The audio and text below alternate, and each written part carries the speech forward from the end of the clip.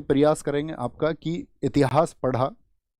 इतिहास पढ़ा आंखें मूंदी और चैन से हम सब सो गए। खिलजी मुगलों को याद रखा बस सनातनी ही खो गए।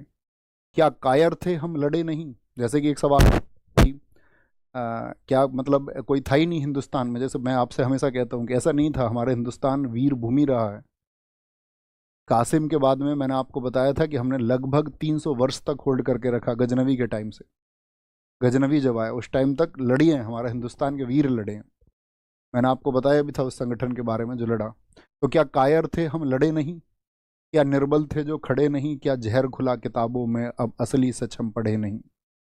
आंखें खोल तेरे सामने सच्चाई है, खून बहा है और लाशें भी बिछाई हैं। सनातन जिंदा क्यों? क्योंकि पुरखे कभी झुके नहीं। जौहर की लपटें इस बात की गवाही हैं। जौहर की लपटें इस बात की गवाही हैं। तो सुनो कहानी माँ पद्मिनी की, जिसने जौहर स्नान किया। आंख उठी जब खिलजी की, अपने शरीर को त्याग दिया। 1302 खिलजी निकला, मतलब 1303 पहुंचा तो 1302 निकला था वो आपका चित्तौड़ अभियान के लिए।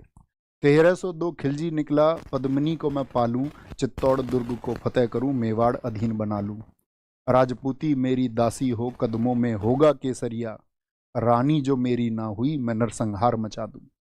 उस टिड्डी दल ने कूच किया और सिंह द्वार पर आधम के।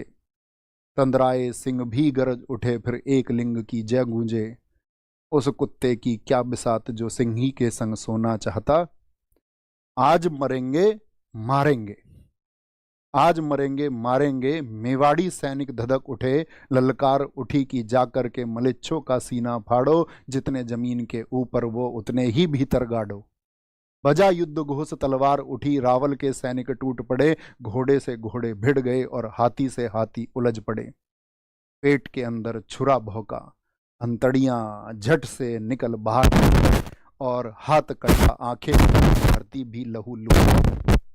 रक्तपात हुआ ऐसा कि बहाड़े की सेना कांप उठी। हाथ कांपते थे थर थर, टांगों के बीच से धार बही। धरती होगी लाल सुराही, कण कण वीर बखान करें। एक लिंगरा बेटा या खिलजी हाहाकार करें। रावल सी सेना साम महारी पार पड़े कोनी। जात दिखाई खिलजी ने, शांत हुई मां रणचंडी। फरमान आया चित्तौड़ की, महारानी को दिल्ली भेजा जाए। ये दब की बात है। जब मतलब मैंने कहा ना उनको कैंप में कब्जा कर लिया, मतलब ये फिक्शन है, इसमें बहुत सारी चीजें मैंने कहा जो कहानियां हैं उसी के आधार पर उसको गाया गया मतलब वो जबरदस्त है। फरमान आया चित्तौड़ की, महारानी को दिल्ली भेजा जाए, वरना रावल सीस को धड़ से अलग थल फेंका जाए। संदेश सुना सरदारों ने, आंखों में रक्त उतर आया। यहाँ पे एक शीर्षक आता है कि जो उस समय पर आपका गोरा थे वो मतलब शासन से थोड़ा खिन्न चल रहे थे, तो रानी पद्मिनी उनसे मुलाकात करती हैं और कहती हैं कि भाई अब तो मतलब राजपुताना की जो मर्यादा है उसके लिए लड़ने की बात है। तो वो कहते हैं, मतलब खुद को तुच्छ बताते, कहते हैं जब आप नरेंद्र मिश्र जी की कविता सुनोगे तो उसमें जिक्र आएगा उनका, उसको सुनना और महसूस करना वहाँ पर। संदेश सुना सरदारों ने, आंखों में रक्त उतर आया। गोरा की शमशीर उठी, बादल की तन गई थी काया। बोले रानी सा आज्ञा दो, छाती पे चढ़ के नाचेंगे। जितने भी आएंगे एक एक करके काटेंगे। दिल्ली पहुंचा दूत, बोला पद्मिनी मिलने राजी है। 700 दासियां संग लिए सुल्तान से मिलने आती हैं। उछल पड़ा सुल्तान जगह से, उछल पड़ा सुल्तान जगह से। खुशी का कोई ठोर ठिकाना ना रहा। महल सजा दो इत्र लगाओ, मिलन की वेला आई है। मिलन की वेला आई है। और डोलों में तो वीर छुपे थे, किसी को ना कोई शंका थी। खिलजी की छाती पर चढ़ के फूकनी उसकी लंका थी। मेवाड़ी वीर किले में आए, नरसंहार मचा डाला। एक अकेला 10 को काटे, मौत का खेल रचा डाला। रतन सिंह जी जब आपका कैद में है तो उसको कहते हैं, रतन सिंह जी को मुक्त किया, गोरा सिंह उनकी ढाल बने। घोड़ों पर रावल निकले, बादल दुश्मन का काल बने।